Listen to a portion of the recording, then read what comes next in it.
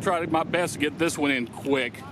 We are still in Lincoln, New Hampshire. This is outside one of the resorts. It's a 1918 Porter 040 with a saddle tank on it.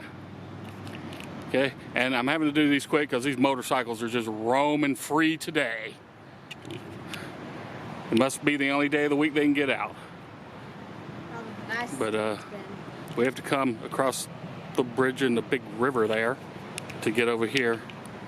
And this is a ski resort.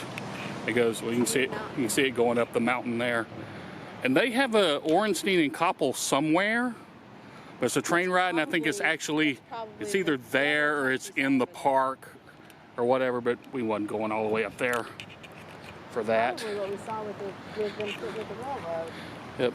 Halden Logs. I just knew that on our way out from, because we just left Clark's Bears down there, that this was also along the same road.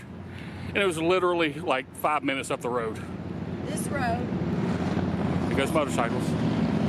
Yep. This road was the railroad.